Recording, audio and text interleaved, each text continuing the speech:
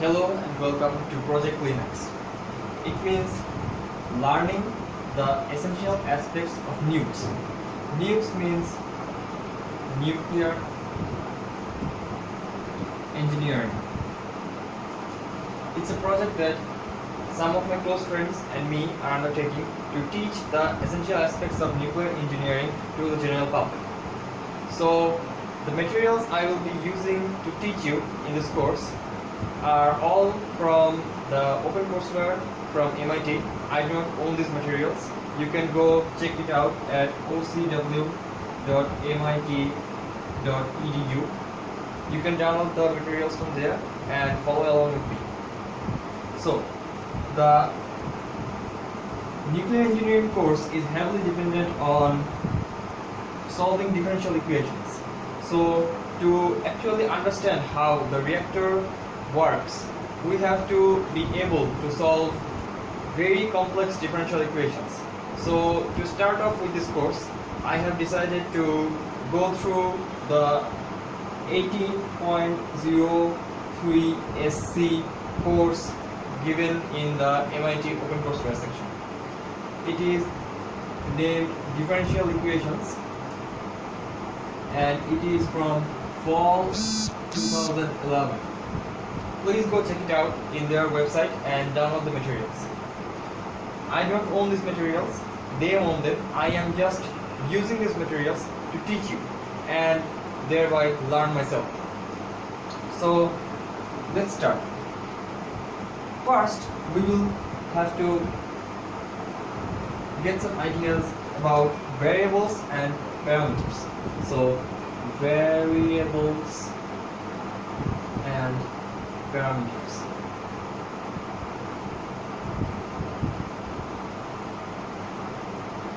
What are variables?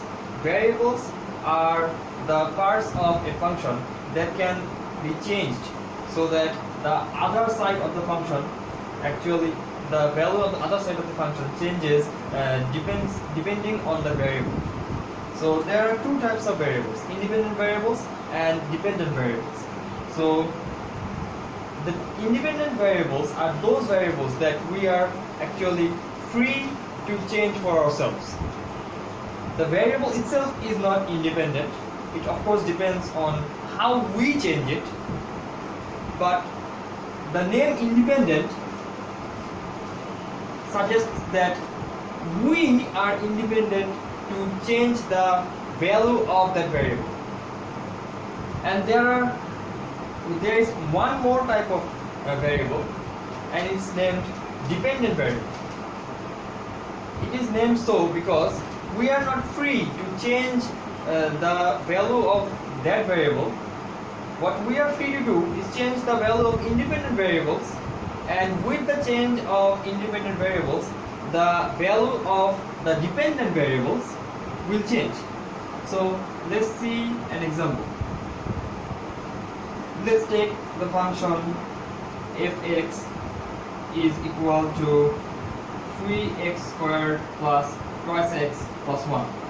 Here, this variable x is the independent variable. We are able to change the value of x to anything we want. We can set it to 1 and we will have the value of f, it will equal to 6.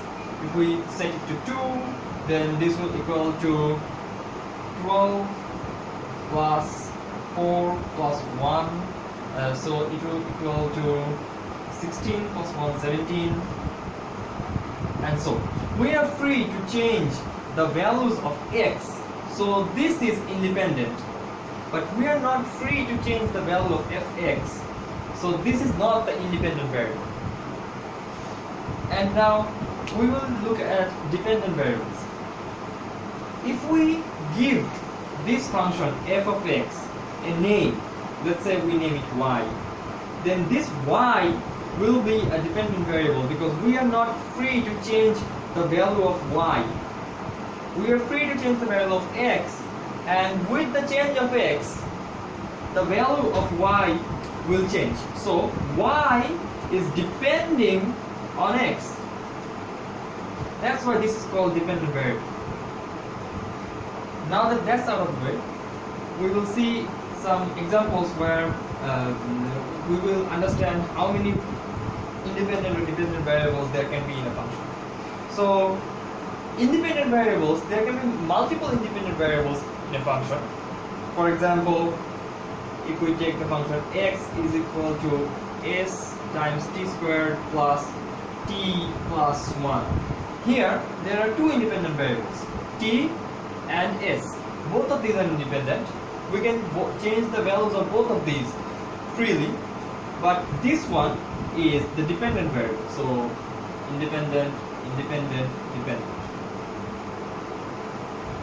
Now there can be multiple dependent variables too, but they have to be a system of equations. It can be like in a single equation. There can be a system of equations where there are multiple dependent variables. So for example, we can take the system x is equal t squared plus 1 and y is equal 3t. So in this system, there are two dependent variables. These are dependent variables, and there is only one independent variable. So there can be multiple dependent variables, but they have to be in a system. They cannot be in a single equation. Now, these two can happen at the same time. There can be multiple independent variables and multiple dependent variables in a system. So for example, it can be something like x is equal to t squared plus st, and y is equal to s squared t to the power minus 1. In this system, there are two dependent variables and two independent variables, and it has to be in a system because in a single equation there can be two dependent variables. So when it comes to differential equations, the differential equations that have only one dependent variable and only one independent variable, those are called ordinary differential equations. So for example, if we take the differential equation dy dt is equal to 3t, there is only one dependent variable and only one independent variable. So this differential equation is an ordinary differential equation. If there were multiple dependent or independent variables, this equation would not be an ordinary differential equation. This would be something else, some other kind of differential equation, not ordinary. Now we will look at parameters. In essence, it might look like parameters and variables are the same things. They are alphabets that stand for values. But the meaning of using an alphabet to denote a variable and an alphabet to denote parameter is different. To denote a variable, the alphabet actually represents a value that can change with whatever change is input in the system. But the parameter, it actually denotes a previous setting of a system that is given, that is not subject to change with time or maybe change with velocity or something like that. Parameter is actually a given set of settings that a system depends on from the beginning. So what I'm trying to say is that parameter is similar to variables, but it is not quite like a variable. It has a different meaning, and parameter is used to describe a set of similar things. It describes a set of similar things that are essentially similar but not exactly like each other. So if we see an example, it will become clear. So let's take the integration of t squared. So t is integration of t squared dt. If we integrate this, we will have the result t cubed by 3 plus constant. Now, do we have any idea of what kind of system this equation represents? We do not. That's why we have put a c instead of putting in a finite constant. If we knew what kind of system we are talking about, we could have used initial values or ranges from let's say 0 to 300. We could have used these values to actually get a definite value of c. So here t is the variable. T denotes the change of the function. Let's say if this was y equals, so t would make the change of y with respect to time, but c is actually a setting of that system that was defined previously. Let's say here c is equal to, then the equation becomes t squared divided by 3 plus 2. So this describes a system that is completely different from if c was equal to pi. So the essence of parameters is that the result of an integration or some operation might look the same, but we include a parameter to differentiate the results that would result from different settings of the system. So if this equation were to describe the position of a vehicle that is weigh 1500 pounds, then if this were 2, this would not describe the same vehicle. It might describe a vehicle that is taller, or that has more horsepower, or that weighs more or less, something like that. The setting will be different, and with respect to the setting, the parameters will be different. We will see about this in the later topics. So in that equation, so y is equal to t cubed by 3 plus c. In this equation, each value of c gives us a different solution. A single value or single representation of an antiderivative. Each value of c gives us a single antiderivative.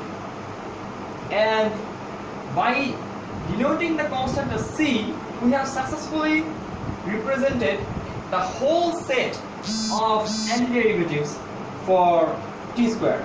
We have successfully denoted the whole set of antiderivatives for t squared just by using c.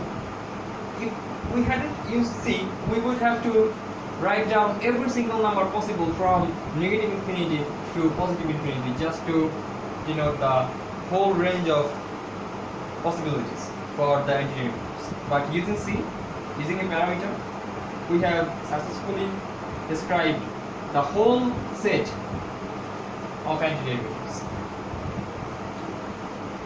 So let's take another example and look at it from a different perspective. Let's say x is equal to xt. That means that x is a function of time. And here, if this was x is equal to t cubed by 3 plus c, it would mean that x is a function of time parameterized by c.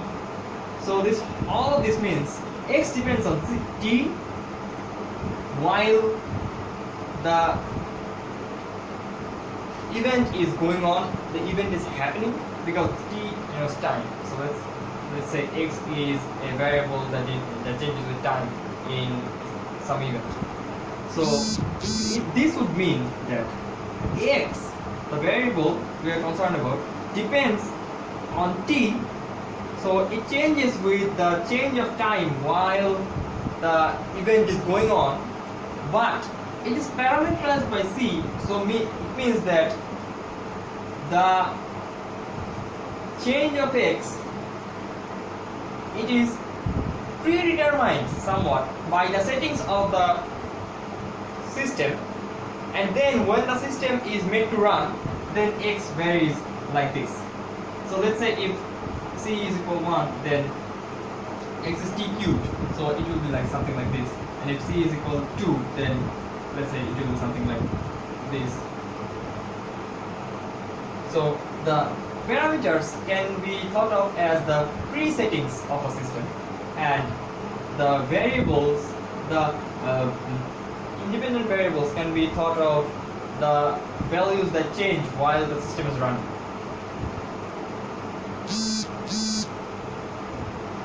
So on the next topic,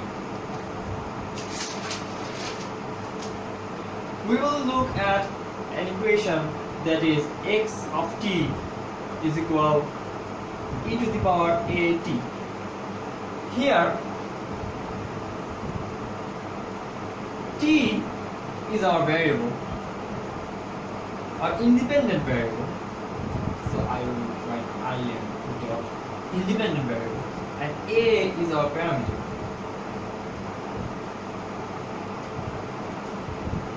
So we will look at some of its properties. So at first, we all know that e to the power 0. So this will make x of t equal 1. So if t is 0, e to the power 0 is equal to 1. So x of 0 will be 1.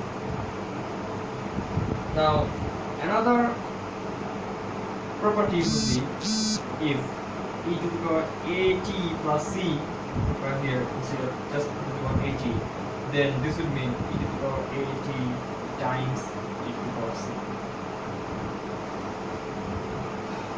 Now we can see that e to the power at, this value can never be 0.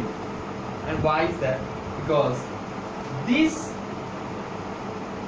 value depends on the variable t, and no matter what we put in place of t can make e 0, because t is an exponent of e. So no matter what we put in here, the whole value of e to the power something will never be 0. Even if we put e to the power minus infinity, then it will be really close to 0, but it won't actually be 0.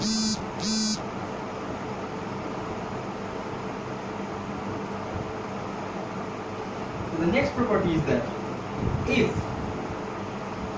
a is less than 0 here, then let's first look at a is greater than 0, because this will be easy. If a is greater than 0 here, then the limit t tends to infinity e to the power at, this would mean infinity, and the limit t tends to negative infinity,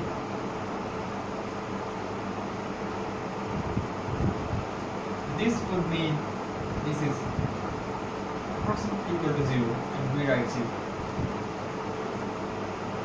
This is exactly not 0.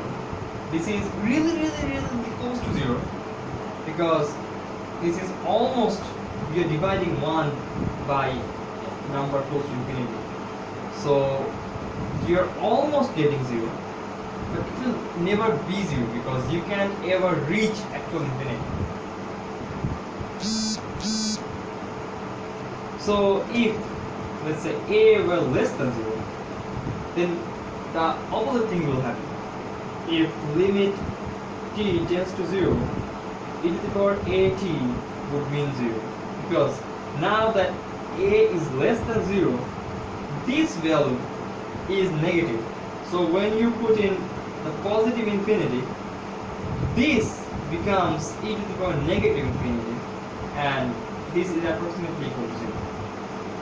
And when you take limit t tends to negative infinity, the value e to the power t becomes infinity, because now this value is negative, this value is also negative, so their product is actually positive infinity. So e to the power positive infinity would mean infinity.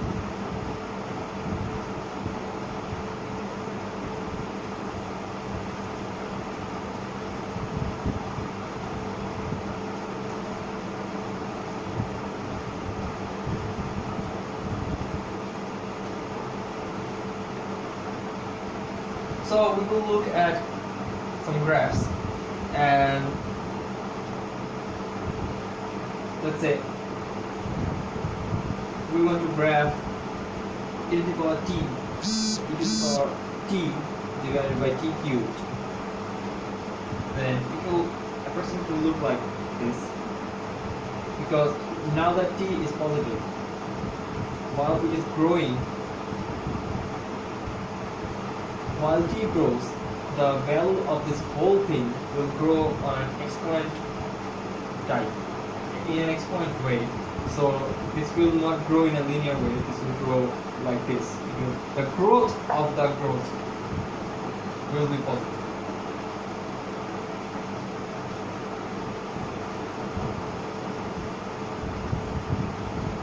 And if we were to graph, if we try to graph t times e to the power negative t, then the graph will look something like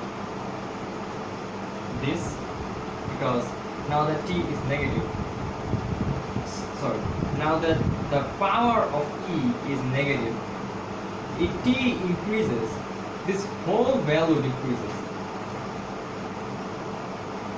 So the whole value of this thing decreases in an exponent fashion. So t times e to the power negative t, so the graph will look like this.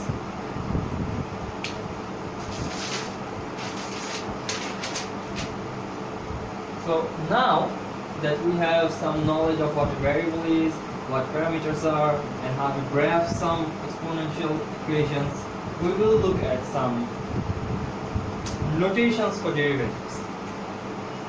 So all of what I'm going to write now means the same thing. dy dx, this means the same thing as y prime, this means the same thing as capital dy. And if we were to take, let's say, a second derivative, it would be like this, double prime squared. If we take the nth derivative, it would be like n, and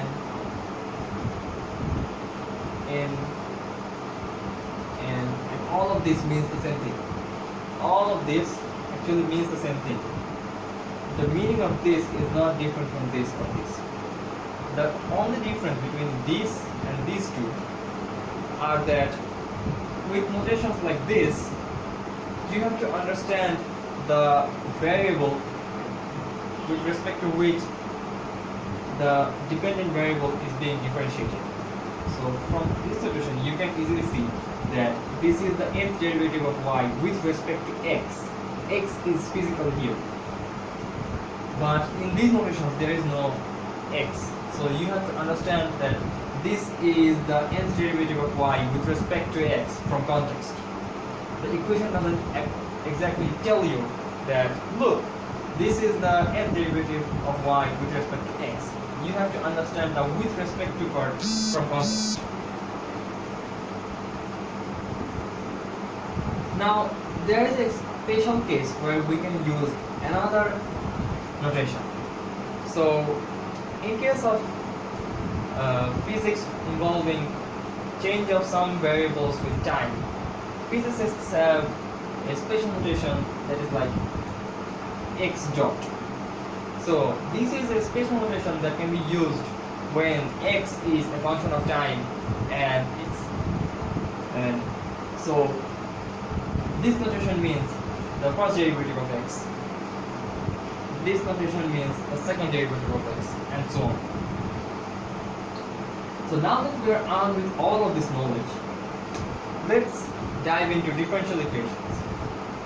What is a differential equation? Differential equation describes a relation between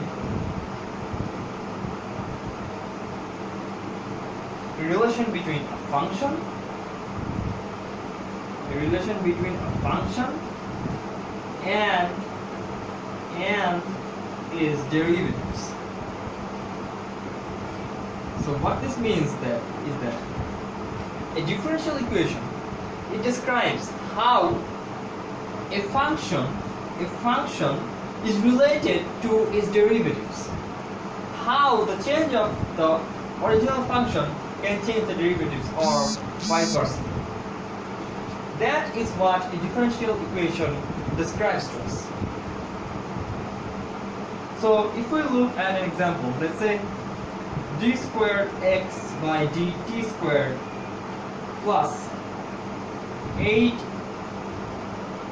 dx by dt plus 7x equals 0.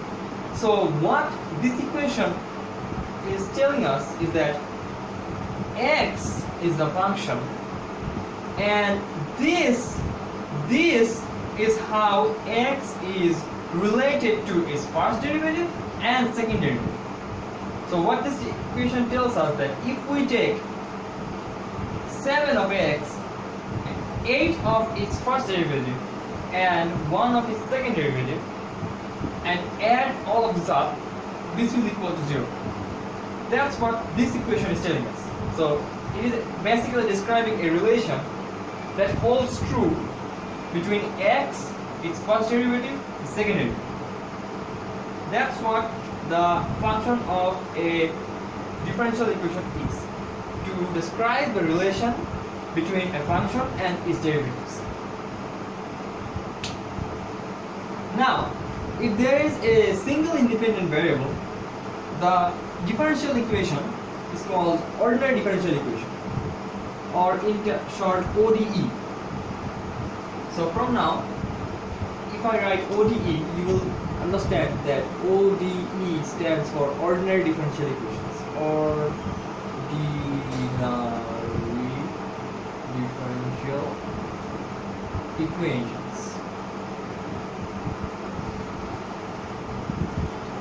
Now, what is the order of a differential equation? The order of a differential equation is the order of the largest derivative of the function that appears in that equation. So let's say an equation is something like 3 d8x by dt8 plus 18 dx dt plus 2 is equal x.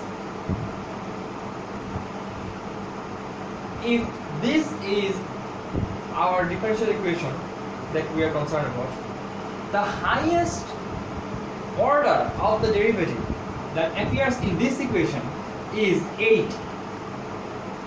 This is the highest,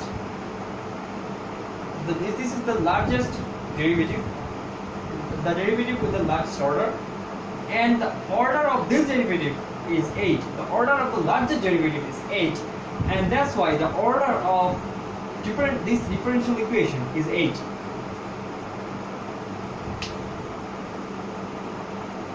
Now, what we are basically concerned about is solving differential equations.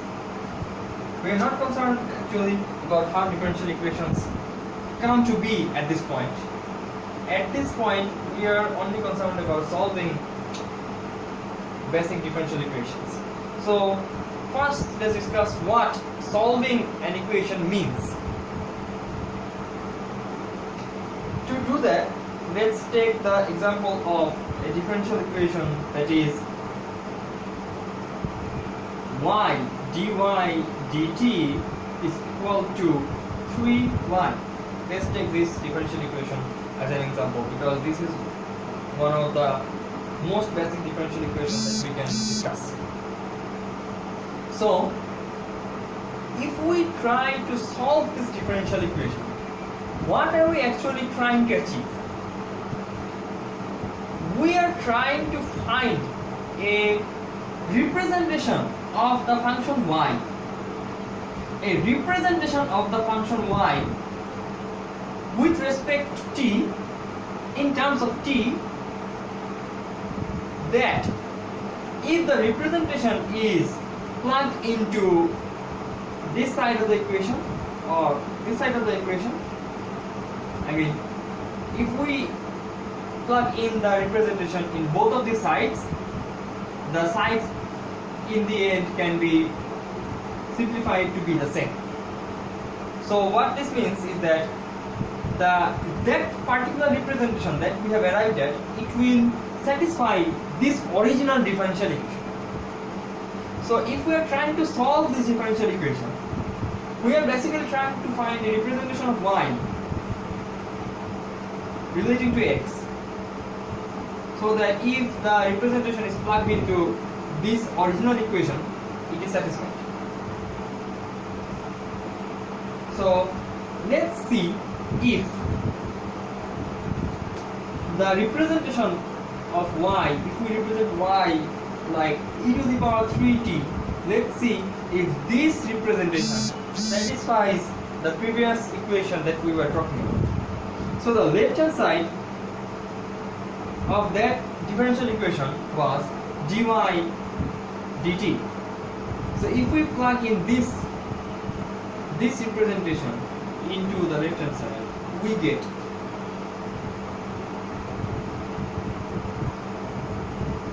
e to the power 3t times 3. So if we write it a little bit more aesthetical to look like 3 e to the power 3t. Now if we plug the same representation in the right hand side, then we get the right hand side was 3y. So plugging in this representation in the right hand side, we get 3 e to the power 3t. So now you can see the left hand side has become equal to the right hand side. So we can say that this representation of y in terms of t is a solution of the equation dy by dt is 3y. This is now a valid solution of this differential equation, because this representation of y, if we plug in this representation into the original differential equation, the equation is satisfied. That's why we can say that this is a result of this differential equation. Now, will any representation of y work to satisfy the equation? It is not so. Let's look at a representation that actually doesn't satisfy a differential equation. So let's say y is t equal to t cubed. This representation we are claiming to be a solution of the equation dy by dt is y divided by t. Now let's check if this solution actually satisfies the original equation. So the left hand side will come out to be 3t squared, and the right hand side would come out to be t cubed divided by t, so this will be t squared. Now you can see that this is not actually equal to this. So this representation is not a valid solution of this differential equation. Now let's talk about parameterizing a differential equation. Why do we need to parameterize the solutions of a differential equation? We need to do this because differential equations usually have more than one solution. And to write down each and every solution to the differential equation is a very cumbersome process. So we need an easier way to denote all of the solutions of that differential equations in a single representation, and that's why we will use parameterization. Let's see an example. Let's say d2x by dt2 is equal to 2t. Now if we try to solve this differential equation, let's first integrate this equation with respect to dt. Then this side will come out to be dx dt, and this side will come out to be t squared plus c1, because there is a constant of integration that we do not actually yet know. And if we integrate this again with respect to dt, then we get x equal to t cubed divided by 3 plus c1 times t plus c2. Now let's take some hypothetical values of c1 and c2 parameters. Let's say c1 is 1 and c2 is 2. So the solution that we hypothetically arrive at is x is equal to t cubed by 3 plus t plus 2. Now this solution, if we try to verify that whether this solution is a valid solution for this differential equation, we will see that this is actually a valid solution, because if we differentiate this once, we will get 3t squared by 3. This will cancel each other out, plus 1 plus 0. And if we differentiate it again, we will see we will get 2t plus 0. And so this is a valid solution. Now if we take a different set of parameters for the solution, let's say for our next set we take c1 is root 3 and c2 is 91. So in that case our solution will be root over 3t plus 91, and this solution will also satisfy this equation. How? The differentiation of this solution would be 3t squared divided by 3 plus root 3 plus 0, and when we differentiate it again, we will get 2t. So this also works for this differential equation. So we have already understood what I am trying to say.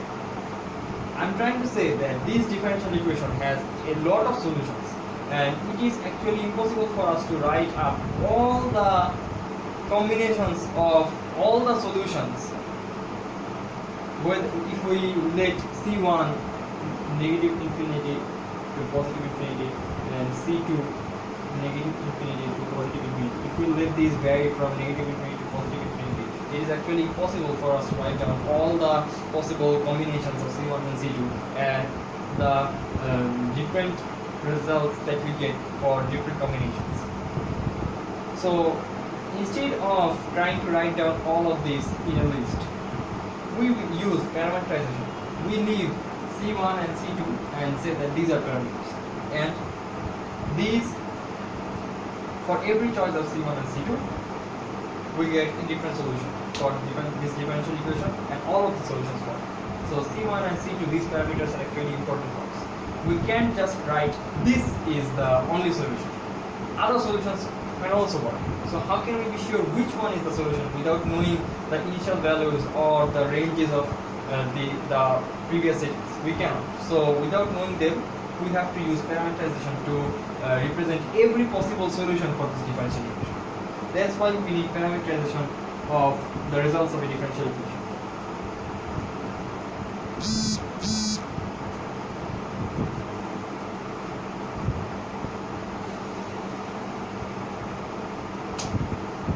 Now we will look at some initial value problems. What are initial value problems? Initial value problems, or IVP for short, are problems that are made up of two parts. One part is the differential equation itself. So one part will be a differential equation, and the other part will be some initial values that we are given. Some initial